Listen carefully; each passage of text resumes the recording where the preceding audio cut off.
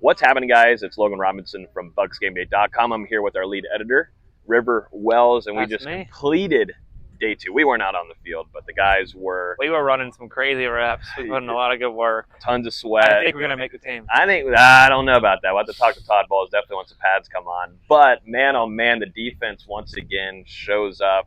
Yes, there's no pads. Todd Bowles is going to make sure that is loud and clear. The pads will be coming on likely on Sunday, so we'll be there for that. But once again, this pass rush, though, and the defensive backfield for the Buccaneers were flying around and making plays all throughout this beautiful morning here in Tampa.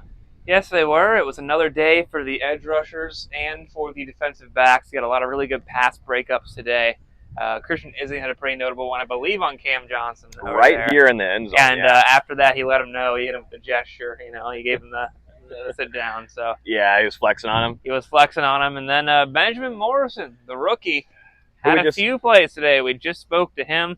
Said, I asked him, how's the NFL game speed going for you? A lot of rookies react differently. He said it's a little bit faster, but at the end of the day, it's just football. And that's what it looks like for him out there today.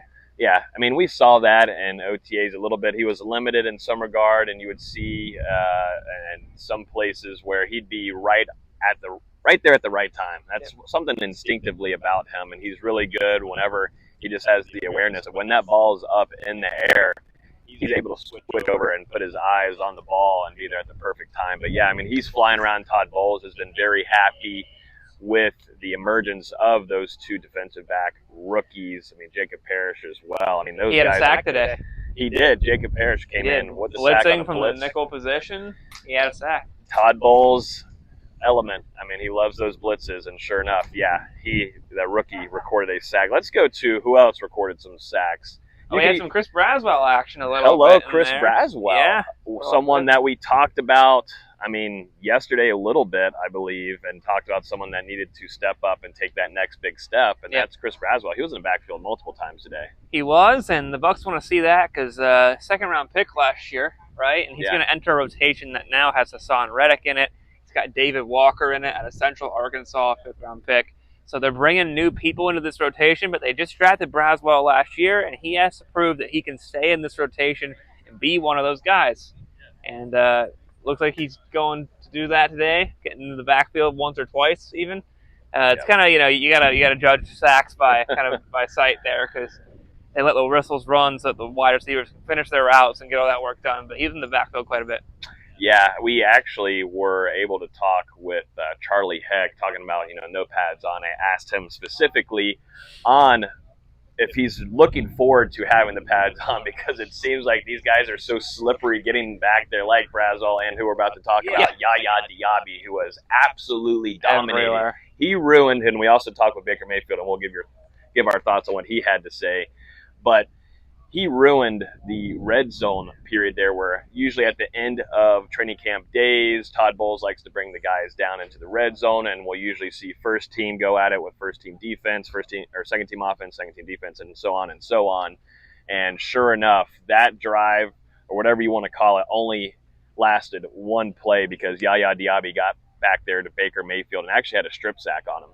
Yeah, he did. He was absolutely everywhere, constantly interfering in the backfield. And if he didn't get a quote-unquote sack, he was putting some serious pressure on a lot of different guys, like Charlie Heck, especially. They definitely had some tight ends doing some chip blocks, trying to contain him, and sometimes it didn't matter. So big day from Yaya Diaby, big day for the pass rushers in general. Hassan Reddick, even though it might not show up on the stat sheet per se, still a very explosive edge rusher, and that only helps Yaya Diaby on the other side. I was going to say, that's one thing whenever we saw the Bucs make that move for Hassan Reddick, you instantly thought about how that could help and improve Yaya Diaby because if you go back JTS, there wasn't a whole lot that other offenses had to prepare for. And JTS is, or I should say, Hassan Reddick is a different caliber of a talent than JTS. Yes, I think that's fair. Yeah. And that's the thing. That's what you're super excited for because that gives you more opportunities for a guy like Yaya Diaby who we've seen growth from year to year. But as a pass rusher, too, there's certain things that you've called up, we talked about on the podcast, where you want to see him improve as a specific pass rusher, getting to the quarterback, getting those sacks. Yeah. Because the physical dominance that he has. Right. A lot of pressures, a lot of wins, but got to finish and get those sacks. So that's something he's going to be working on. And if today is any indication, he's definitely going to try and do that. Now, when pads come on Monday, it's a whole different ball game. The offensive line gets to basically battle back. They get to be a little bit rougher with some of these players. So it's going to be rough. See how that goes. It's going to be rough. Just going off of Luke Gedeke and how chirpy he was today in practice. He was already talking trash with some of the defensive linemen. Always doing stuff like that, you know. He'll let you know it.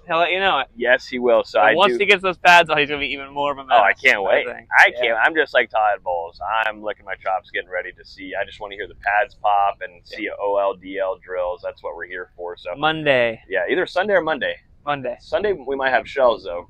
We might have shells, which for the uninitiated shells are just the top. Yep. No pads down the bottom with the pants. So you're going to get active. A little bit more aggressive. You're going to get physical then. Let's go over to the offense real quick because there were some plays being made, definitely defensive heavy in the first 2 days, but there were some plays. We were right here in the end zone here when they were doing 7-on-7, but Baker found Egbuka. He definitely found him on a high ball back of the end zone, about where kind of we're standing in conjunction. Yeah. With this end zone here. And then Trey Palmer also had a good catch. Diving catch, flex to the crowd. So he's in his bag. He's trying to make the roster after a really, really strong draft with both Emeka Egbuka and Tez Johnson, both receivers come into the room. Trey's got to make his own mark again, and after a bit of a lackluster season last year, he's got to try and fight for that roster spot. What are you looking into going into day 3? We still will not have on shells or pads and everything. Are you expecting probably a defensive showing, or do you think here Baker Mayfield? Now, we do need to know real quick, and I forgot to mention this in yesterday's video. We did see Tristan Wirfs. He's in crutches. Yep. I was actually eyeing him very closely. Oh, what a catch. And we're back like we never left. We are. We're back like we never left, and we might not be. Let's see. Now, this is staying in, by the way. This is staying in. It's very windy today, which we're not complaining about. This is what we do for you guys. Yes. But anyways, Tristan Wirfs in crutches. You've probably seen on social media, but he is putting a good amount of weight, I noticed, on that leg, which is good. But then also, too, Mike Evans wasn't fully at it today. No worries about health and everything. No, just a rest day for Mike Evans. So I'd like to see him tomorrow. Yes. And, a lot of running back involvement. A lot of runs and a lot of screenplays, a lot of passes to those guys is very important to work on. But tomorrow, I'd like to see some deep shots from guys like Baker Mayfield, from guys like Kyle Trask, maybe trying to hit your Tez Johnsons of the world. Maybe see what Emeka Egbuka can do from the slot. I'd like to see them push the ball a little bit downfield more, and we might see that tomorrow. I think so, too. Real quick, wrapping up, Baker Mayfield spoke with us. He talked very highly. He talked about 2 players that Bucs fans should not sleep on going into this next season. One of those being the rookie running back, Williams, and then also, Josh Williams, and then also, too, he mentioned Tez Johnson. He did. Tez could be a pretty important part of the offense, depending on how they want to use him in certain packages. Very small guy, but really good in space. Plays a lot faster than he actually is. So curious to see how they involve him in the offense, especially if Chris Godwin comes back. And you got so many wide receivers that you can use. So that's going to be interesting. And Josh Williams, LSU guy, Baker said he isn't talking. He said he might be mute, I think. This is the exact That's quote. what he said, yeah. He puts his head down, goes to work. Fun guy to watch at LSU, pretty electric. So could be yet another strong addition to the running back room. That could be. So this is our wrap-up for day 2 of training camp for the Bucs. If you enjoy these type of videos, please hit the like button down below. Hit that subscribe button, too. The guys just went live last night. We did. Talking all kinds of training camp for you. So watch that, too. Yes, make sure you go watch that. But we'll be back here tomorrow for you. Make sure you stay tuned to our YouTube channel at BucsGameday, and we will see you tomorrow for day 3 of Buccaneers training camp. Day 3, baby. Peace.